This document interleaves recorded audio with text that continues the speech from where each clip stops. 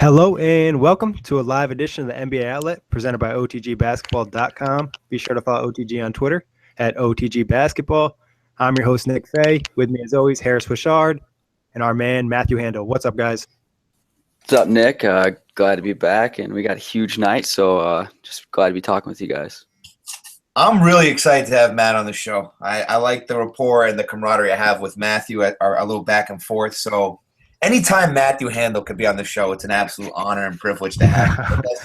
I'm blushing. So I'm excited.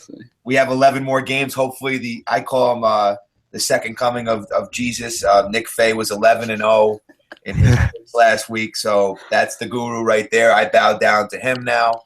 And I hope that he can continue his hot streak tonight, and we'll look at some fantasy stuff also. Yeah, appreciate that, Harris. I'm going to try to keep it up. You know, it's early in the season. We still got plenty of games. But let's talk about last night's games. First game of the night, Raptors-Cavs. This was a good one. Cavs got the W. You know, I tweeted out something because I was watching this game. This was kind of like the preview, I think, of what we're going to see in the Eastern Conference Finals this year. I still think that as good as the Raptors, 7-3 after that loss, but I still don't think people are giving them enough credit. They actually looked like they were going to win that game at the very end. But, you know, LeBron had a huge night and the Cavs ended up pulling it out. But I think that, you know, the Hawks are doing good at 8-2, but I still think that the Raptors are the second best team in the East. And I just think that even though they took this L, it's still going to be the preview later in the year. The Raptors have been impressive, but the one turnoff for me has been the one-on-one ball. They're really low in assists. I know DeRozan's been terrific, but I really like what I've seen from the Hornets. And so I expect, obviously, the Cavs to be in the position a few months from now to lock up the number one seed in the East. They've been really impressive. I think LeBron's sitting out tonight versus the Pacers. But I like what I've seen from the Hornets, and obviously I'm a huge fan of Kemba Walker. Batum has been one of the more unique players in the league so far this season, and they have Gilchrist back who's given them good minutes. Kaminsky's given them good minutes. I think they've been the surprise of the NBA season to be 48 wins. We had them lower because they lost Lin.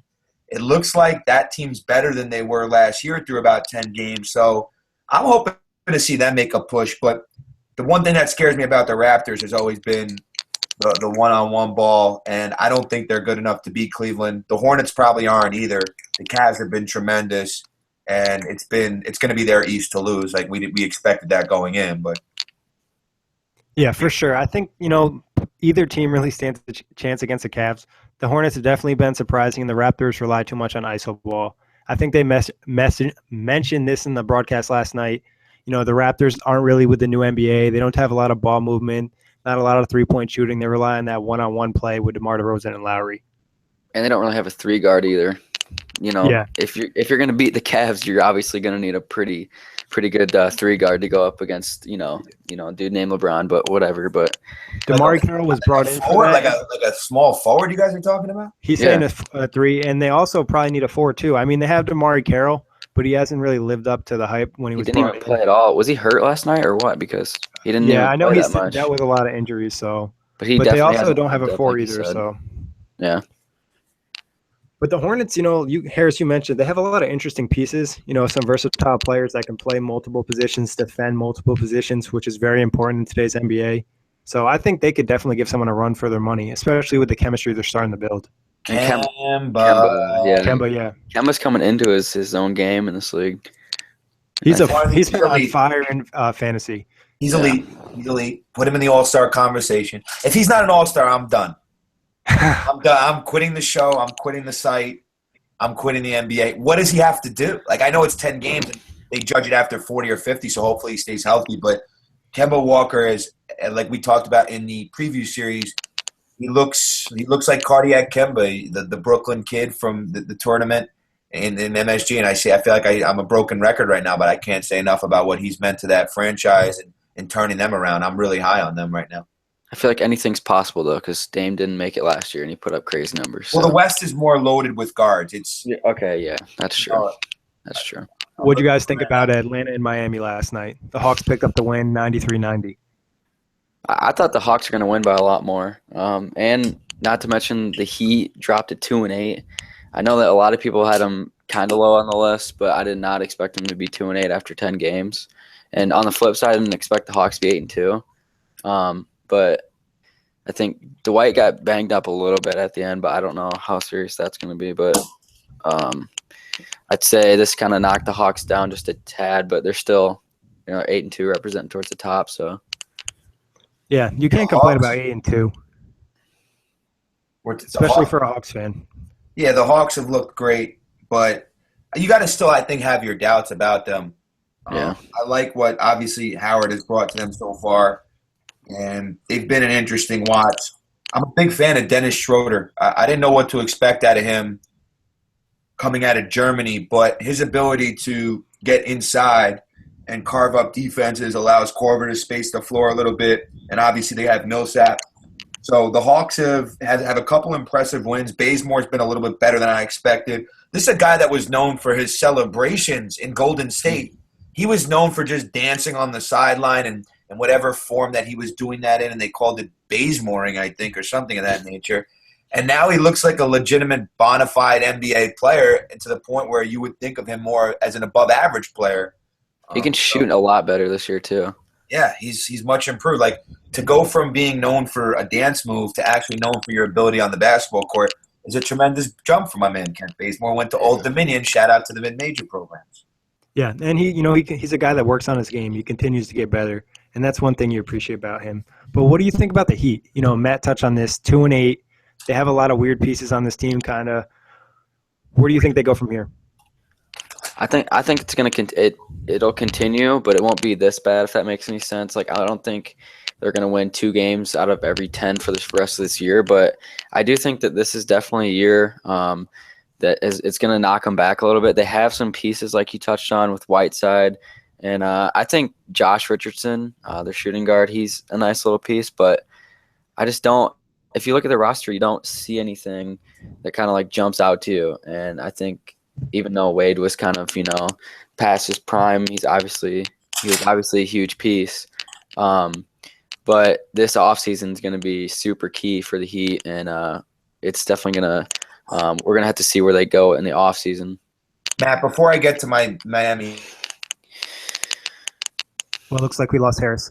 But Miami, you mentioned it. They kind of have the Whiteside. He's good. He's going to be a big time player, but you don't know who's going to step up. Winslow shows some stretches, and Richardson's good. Tyler Johnson's good, but they need probably another star ball handler to really get them to that next level. Dragic's been kind of inconsistent at times.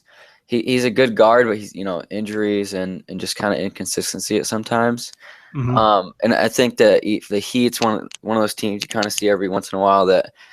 Like you said, you don't know really who's going to step up. Whiteside's going to be a stud. I mean, he had 25 rebounds last game. 25 rebounds. Yeah, but I mean, other than that, the scoring's going to be trouble.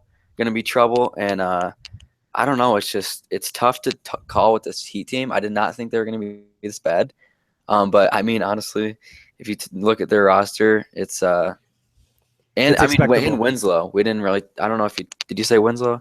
I touched on Winslow. Yeah, I really like Justice Winslow, but he had a sore left wrist last game, so he didn't play. Yeah, and he still needs some time for his offensive game. Defensively, he's definitely there, and as all-around player, he's looking good. But offensively, he needs to step it up. A team we already touched about, the Hornets. They picked up a win on the road against the Timberwolves. T-Wolves kind of a slow start, all that talent. Hornets kind of took care of business on the road. What'd you like out of this one? Well, the Timberwolves, my bad. They were playing really, really well throughout this entire game, and Wiggins is just beasting right now. Something we can kind of expect, but I really am high on this T-Wolves team. Kind of like the Lakers, they're super, super young. They're out west, so that doesn't help. But I think they're gonna grow, and they have some really good pieces: Towns, Wiggins, Levine's, and even Rubio is pretty good at sometimes, but. They dropped that one. They're 3-7, so not a great start, but also super young. And I think on the other side, the Hornets, if you ask 10 random people, the Eastern teams, I feel like the Hornets would be the most left off team in that list, and they're still 7-3, so they're atop the East. And we talked about Kemba earlier. I mean, 35 and 6, and he's going off right now. So definitely an underrated team, and I think the Hornets need to keep using that as like a kind of chip on their shoulder. Motivation. Yeah, for sure. And because they talk about the Cavs, the Raptors, the Hawks a little bit, but no one really talks about the Hornets besides maybe shows and stuff like that. But yeah, and especially with the Hornets are doing well, and teams like the Pacers and the Celtics haven't stepped up and really played like we expected. So that kind of helps that cause. For sure. Another game last night, Chicago. I know your Bulls against Portland. They picked up the W. They crushed the Blazers at home, which is not a common thing. No, and a 35-14 start after the first quarter. Like the Bulls, 35 points. Ridiculous. Jimmy ended up with 27 and 12. But a lot of people were grilling Rondo because he didn't play in this game, and they're all like, there's a lot of sarcastic tweets about, oh, I wonder what's different about this game from the past, because he hasn't been playing that well. In the first game he sits out, they beat the Trailblazers by a wide margin. But I mean, 7-4 for the Bulls, I think a lot better than people would have pegged him at, and 7-5 on the reverse for the Trailblazers is probably worse than a lot of people would have put him at. But I don't know how much you can tell from this game. Yeah, it's one game early in the season. I mean, it's still impressive, I would say, for the Bulls. The Blazers kind of didn't come out and play. But I said this about the Bulls before. They might lack the shooting, but they have very good basketball players. Yes. And Jimmy Butler's been on fire. Fantasy point-wise, he's been through the roof. And he can rebound, he can play defense, you know what I mean? Exactly. He's filling up the stat sheet. But I feel like you said, they have good basketball players, and Wade's turned the clock back a little bit. He's making some of these up and under and one moves. It's nice, but I think it's a little easier for him in Chicago because he has Butler there and Rondo, people that can handle the ball, kind of set him up once in a while. He had Dragic. Yeah, but they relied on him kind of too much in Miami, especially in the playoffs last year. It was like Wade or nothing. Especially at his age, like he can't. He's not the type of player that can take that much pressure. He played really, really well, but I mean, you can't give the ball to him all the time and just rely on like an older D Wade. But I feel like the Bulls, like you said, good basketball players, but I think that even though they're not the greatest offensive team, they play really good defense, and they play team ball. And I think that's what a team like this, it'll help them instead of relying on offense so much. Because if you look at the Lakers, they're young, trying to figure their stuff out, and they're more of an offensive team. And I think that's why the Bulls will win more games, just because I think defensive teams that are trying to rebuild just win more games. Yeah, I agree with that. Talking about the Lakers, they faced my Nets last night. The Lakers got the W. Did you stay up and watch this one, or? I tailed off kind of like towards halftime, but that didn't matter for anyone because Russell was already smoking in the first quarter. He ended the first with 15? He had 15 I think so. Some he point, man. 4 or 5 threes, so he came out hot. I kind of called this in fantasy. I don't mean to toot my own horn, but humble brag. Breakout against the Nets. I think he had his best game last season against the Nets too, and nobody was stepping up on defense, so it was an easy night for Russell. Lakers look good. They've kind of been a surprise team in the league. That's been pretty surprising. I don't think anybody thought they'd have 4 wins at this point. No. That was a surprising game. I liked it because it was close. 2 surprising teams, like you said. I mean, Lopez, 30 and 10. He's been playing really well this year. Yeah. They need Jeremy Lin back. The Nets they've had some banged-up issues. So I'm excited for Lin to come back. I don't expect his team to make the playoffs, but with him there, it's a lot more competitive. And, they've been pretty close in almost every game, so I can't complain. Other than 2 blowouts against the Clippers and Bulls. But, I mean, those are 2 good teams. So. Exactly. But I feel like with Lin, they could probably be around 500 right now for sure if they had Lin. Maybe, a couple games ahead. I agree. I think he's a very underrated player, especially defensively. I was impressed with Lin's defense a little bit more than I think. He's a lot tougher than people give him credit for. Maybe it's his goofy haircuts. I don't know. Not sure, I dig the braids though. The braids. I think the braids are fresh. Keep the other stuff is just the floppy ponytail just really distracts me when I'm watching the game. Yeah, I think he's undefeated with the braids too. Okay, so I mean, stats don't lie. Yeah, it's funny how there's stats for haircuts. That is very funny. But before we talk about tonight's game, with obviously this terrible election, not very good candidates, and obviously it's sad that Donald Trump is our president. So we'll try to make you guys laugh about it. And I asked you, Matt, who would be the best president at NBA players? Okay, so I need a question, like clear up something. Can I pick? It has to be a current player. Oh, dang. Man, I was going to go with Timmy D, but okay, so current player, that's tough.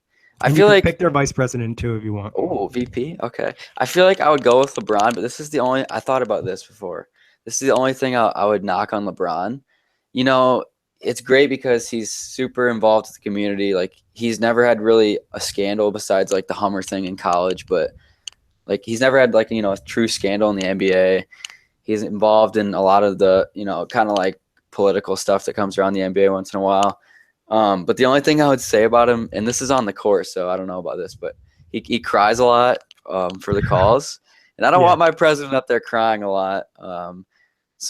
But I think I'll still go with LeBron just because of all the other stuff outweighs. And if that's the biggest thing the problem, then I think I can deal with that. Obviously, we elected our current president-elect is kind of a crybaby sometimes. So I think I'll go with LeBron. VP, I'll take Kyrie.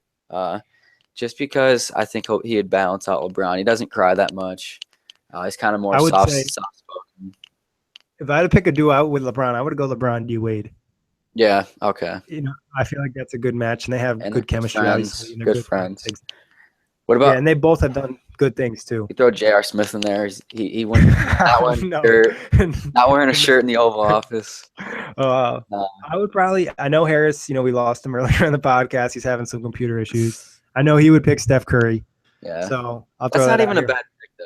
I feel like and I know he loves him and everything, but I feel like that'd be a good pick. Yeah. This is a tough one. I was probably gonna go with LeBron. I forgot that you were a big fan of his. So I'm gonna go. Hey. I would probably go with Chris Paul. Yeah. He's a leader. Mm-hmm. And, people talk like, oh, he's not clutch, but he's had some big-time performances. He knows how to set everybody up, put him in a great position. He's not afraid to yell at somebody too. So he's small but mighty. Exactly. Small but mighty. And I feel like those four friends, Carmelo, D-Wade, LeBron, and Chris, I feel like all of them would be good options. They're older. They've had success. Besides, Melo's had a little bit of success, but but I feel like all four would be good options. Yeah, no, they matured in their time in the league. What do you think? Who do you think like the best young guy would be? I mean, young as I don't know how young. Curry's like young-ish, but he's still been in the league for a while. I'd probably go. I could see Dame being a good Dame. Yeah, Harris and I mentioned Dame. We were talking about it earlier. He expressed himself, but he's still like smart about it. Exactly. Yeah, he'd be good. I mean, I don't know. Tim Duncan would have been a great pick, like you mentioned before. Man. He's just perfect. But he's so savvy. 11 games tonight. We got to pick these games. I'm hot right now, 38-15. Matt, you know what you are? No, I don't remember. I honestly, I think I only picked like 2 shows, maybe one or two shows. I think I went. I think I had like a very small sample, but I think I went like 500. I think I'm like 2 games by 500. Nothing like what you're on, man. Yeah. So hopefully I try to keep this up. We'll start with our first game. Wizards, Sixers. Oh man, 3 combined wins, 3-16 combined. But I think there's still a little bit of excitement here. Embiid he was on my rookie race, and he's just been tearing it up. He's got some really, really nice post moves if you watch their games. Mm-hmm. He does. He's been impressive. I went, yeah, for sure. And I feel like we thought he was going to do pretty well, but I did not expect this at all. I don't know about you, but I did not expect it from him. He's on another level. Like this is an impressive rookie season for him. Yeah. And I mean, just think about it. He has minute restrictions. If he didn't have minute restrictions, his numbers would be wild. But he's like bossing it out from like the 3-point line in mid range sometimes. So I think that's a nice addition to his game. But I said Wizards by 8. I know they're on the road, and the Sixers plays a lot of teams kind of tough through about halftime, but I just don't think anyone can contain John Wall tonight. Yeah, I think John Wall gets the Wizards to W. They can't lose a game like this. They're having a rough start to their season. Mm-hmm. Pretty upsetting to be 2-7. So Wall needs to step up, brings this team to a W. They're 0-4 too on the road. So yeah. So the Sixers will play tough. They've been better than I probably thought. A little bit more competitive because of Embiid and his potential, giving Sixers fans hope for the future. On to 2 teams that also struggled so far this season. Pelicans, Magic. Who do you like? I think AD or Anthony Davis was day to day. Do you know if he's gonna play or not? I'm not sure. No, I could check. I think he probably will, but despite even if he does play, I don't even care. I'm taking the Magic. I had him at let me see. I had him Magic by 5.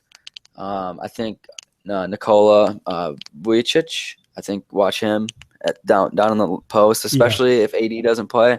I think he'll tear their backup post up. So I got Magic by 5 at home. Yeah, I think I just checked. It looks like Anthony Davis is not going to play. That changes my pick because I was probably going to go with the Pelicans because I thought AD could have a big game. But give me the Magic at home in this one. Yeah, for sure. On to maybe the best team in the NBA right now by most people. The Cleveland Cavaliers face the Indiana Pacers, who's off to a rough start. Who do you like?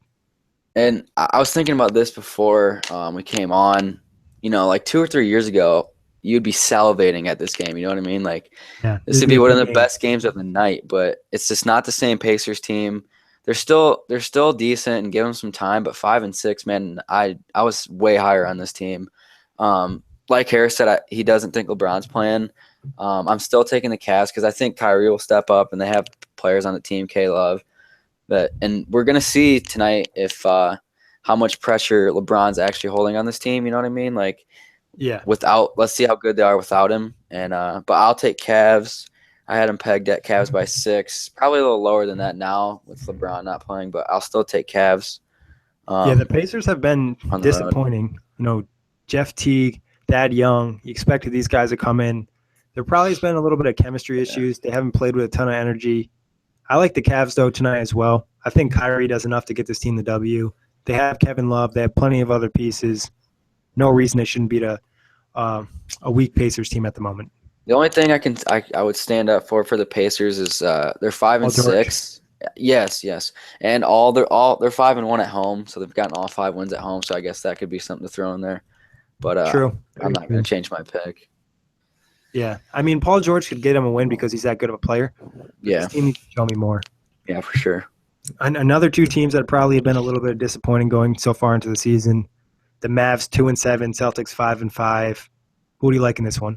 Yeah, you hit it right on the head. 2 very Mavericks for sure. 2 and 7. They brought in Barnes and Bogut, and Barnes, I think, is finally starting to play up to that max contract. Obviously, I mean, he's averaging 22 and 3. He's getting a little bit more freedom. You can tell he's kind of playing his game now. He's not as nervous. He looks more confident. Yeah. Confident. He doesn't have that max contract talk kind of hanging over him. But I had Celtics by 7 tonight. Probably going to be a little bit closer, but I'll stick with the Celtics by 7. A fun fact, the Celtics are 0-3 when Isaiah Thomas scores more than 30. I found that really weird, yeah. He had 37 last game at New Orleans, and they lost. So I don't know what's up with that. But I think the Celtics are having some issues defensively, too. Obviously, Al Horford being out with a concussion for a few weeks now is not what they wanted to see. Mavericks themselves have it. I don't think so. I think that he's not coming back to next week, if I'm not mistaken.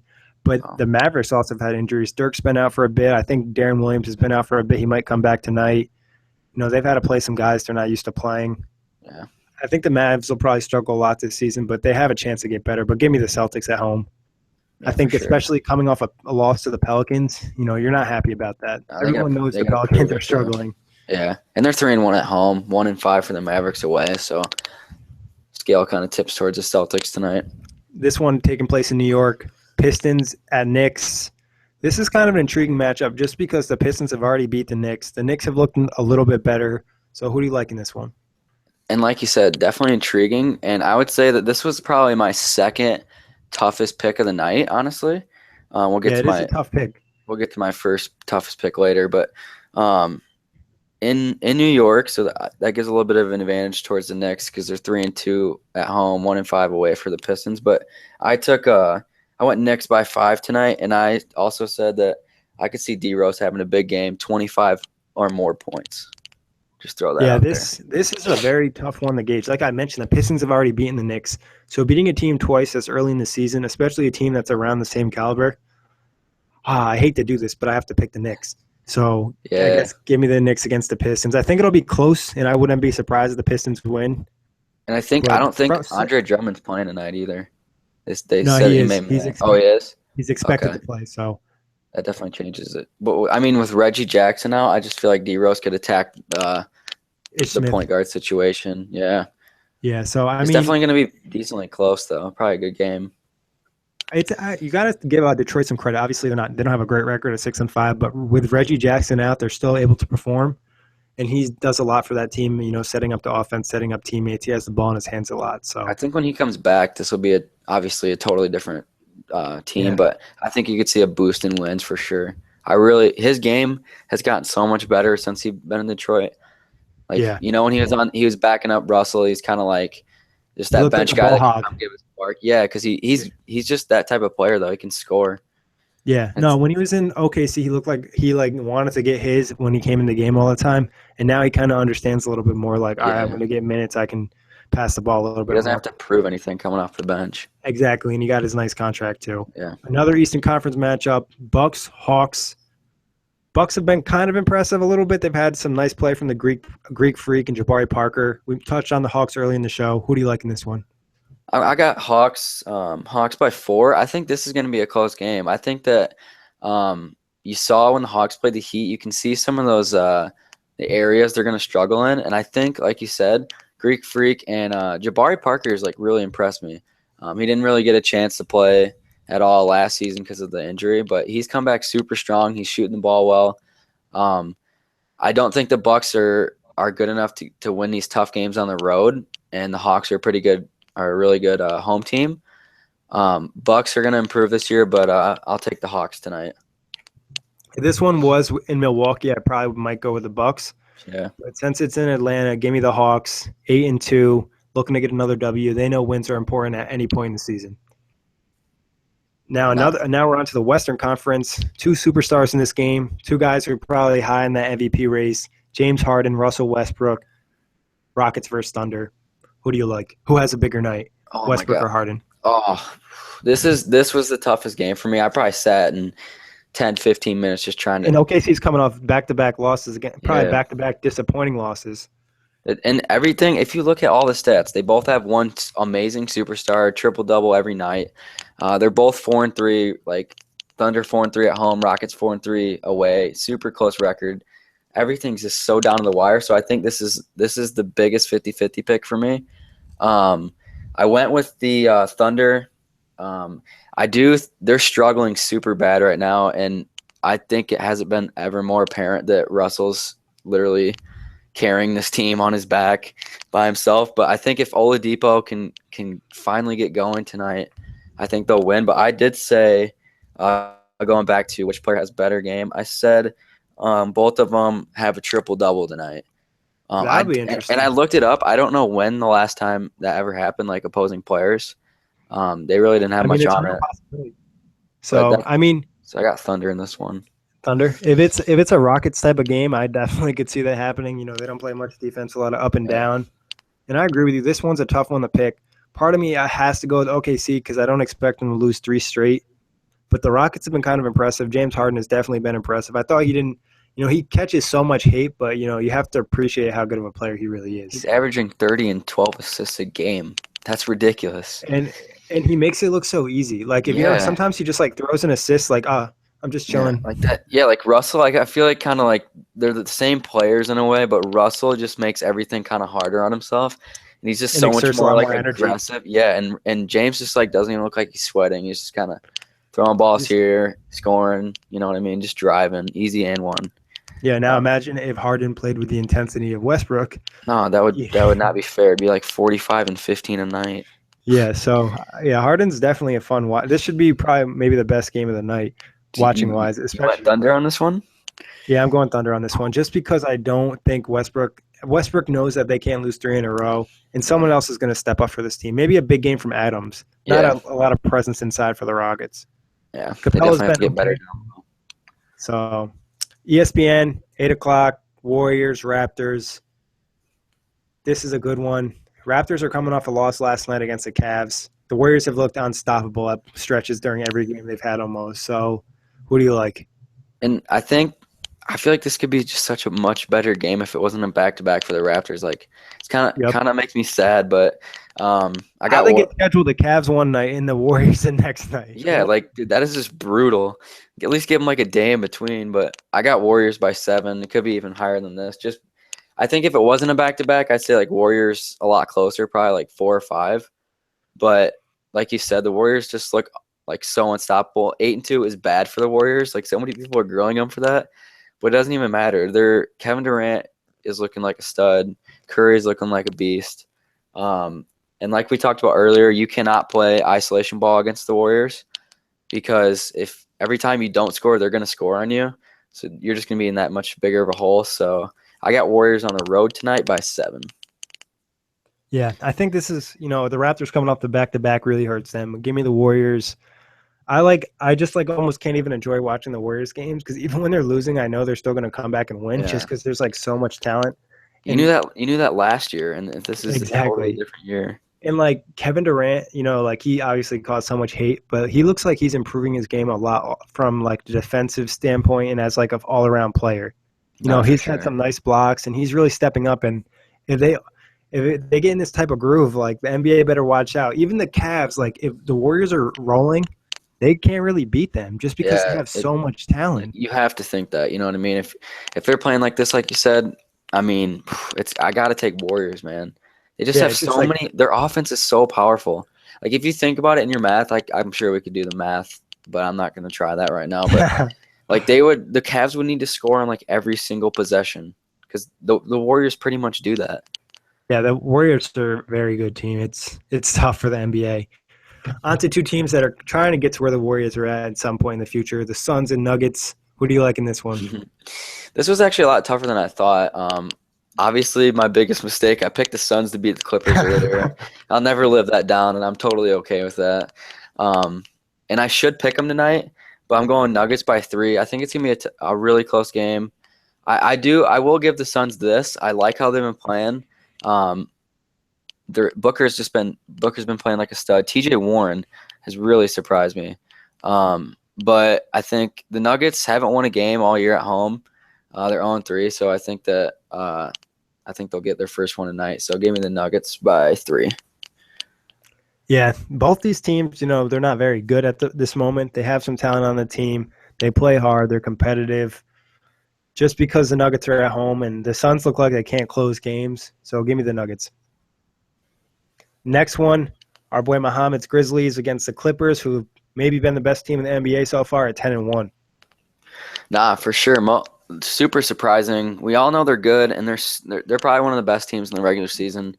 I feel like no one's going to debate that, but we just need to wait until see how they play this postseason. There's always some new story with the Clippers in the postseason, but I feel like also every time I come on and pick, Muhammad's Grizzlies are always getting smashed by some super team.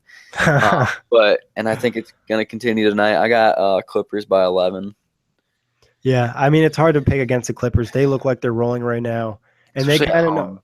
Yeah, we talked about this a million times. I hate to say it again. The Clippers know that this is the season they need to win something, and they're going to stay together. If not, Paul could be gone and Blake could be gone, and no more playoffs in Los Angeles, at least not for the Clippers. Yeah, I think you're right. If they don't do anything, I hate – it's almost championship or bust, really.